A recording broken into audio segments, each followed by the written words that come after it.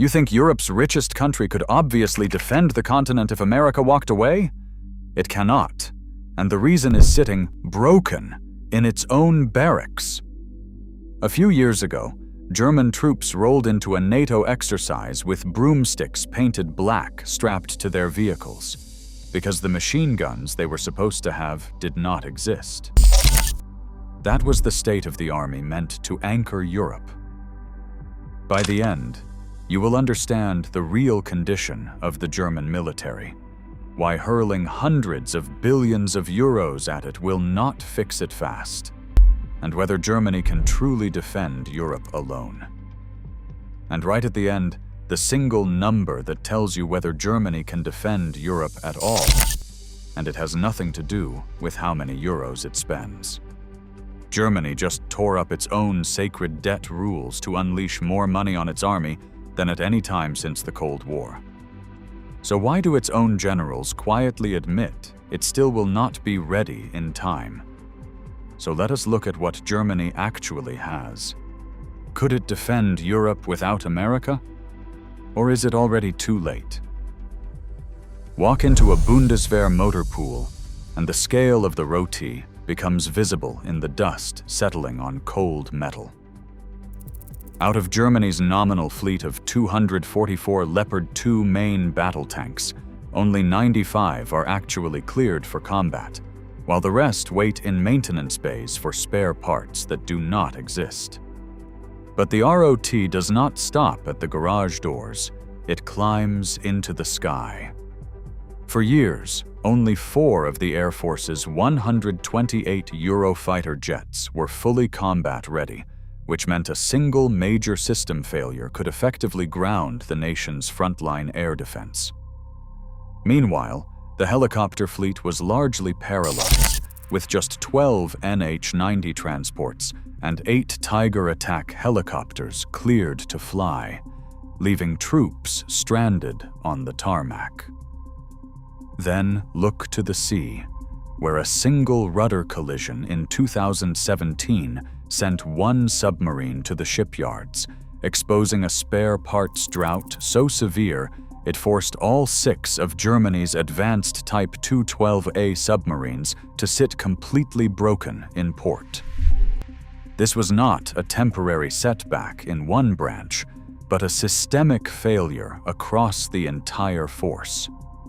It was this hollowed-out reality that drove the Army's own chief, Lieutenant General Alphonse Maes, to publicly warn that the force he commanded was more or less bare, leaving politicians with virtually no military options to offer NATO. But this raises a deeper, more troubling question. How did the most powerful economy in Europe allow its own shield to rust to the core?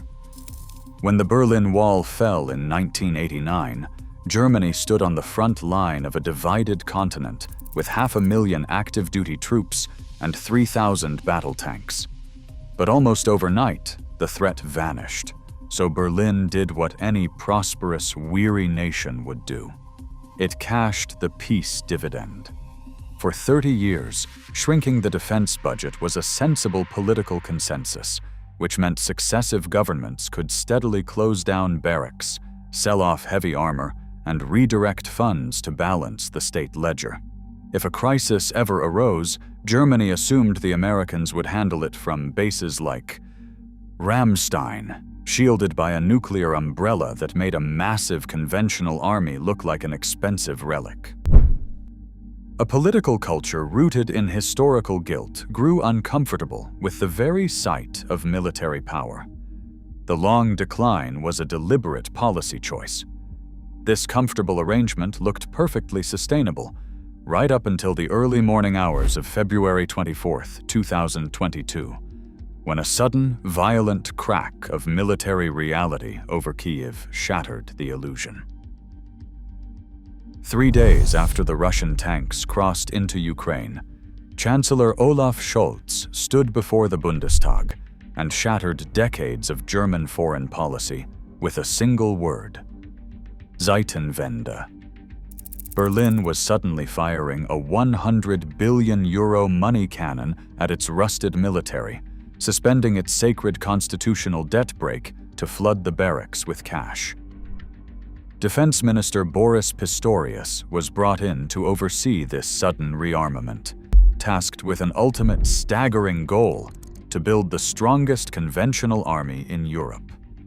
But modern armies require warm bodies alongside fresh bank accounts, and years of volunteer recruiting had left the ranks depleted by 80,000 soldiers. So the government began laying the groundwork to bring back conscription, sending selective service questionnaires directly to the mailboxes of every 18-year-old in the country. It was an unprecedented flood of cash and policy shifts designed to turn a hollowed-out force into a continental shield. But signing the checks proved far easier than spending them, and that is where the German money machine ran headfirst into a wall of its own creation. 100 billion euros makes for a reassuring headline. But headlines do not hold a trench. Germany is currently racing to construct a physical shield before the American security umbrella folds, a task that demands actual combat-ready brigades rather than massive bank accounts. Writing a check in Berlin does not instantly put a working engine into a tank, so the entire continent remains dependent on a theoretical defense while the factory gears slowly turn. The true test of European survival is physical readiness on the cold metal of the front line. And that is where the real crisis begins, buried inside a labyrinth of paper. The Federal Office of Bundeswehr Equipment, Information Technology, and In-Service Support, known as BAAINBW, employs over 6,000 bureaucrats who operate on a mountain of regulations. It took this machinery 7 years just to select a standard infantry rifle to replace the G36, which meant that by the time a contract was signed, the threat had already evolved. But even when a weapon is chosen, the factories cannot simply print them. Rheinmetall and Airbus must hunt for scarce engineers, welders, and specialized steel, so complex systems like the Puma infantry fighting vehicle upgrade stall for years over software and parts shortages. Then there is the human bottleneck. The barracks are quiet because the volunteers are not coming. The army faces an immediate deficit of 80,000 soldiers, but a modern recruitment office cannot simply buy soldiers off the street. Even if the state's new selective service questionnaires persuade young Germans to sign up, the training pipeline is a rigid multi-year conveyor belt. You cannot draft an 18-year-old on Monday and deploy a combat-ready tank commander by Friday, which means Germany is trying to buy time with cash. But time is the one commodity the market cannot deliver. This slow-motion rebuilding leaves a gaping void in Europe's defense. And that is the catch. While Berlin updates its spreadsheets, the entire continental shield remains bolted to a single, unpredictable anchor. That anchor is an American intelligence and nuclear network that no German budget can rapidly recreate. Without United States military support, Berlin's new brigades lose their eyes and their shield.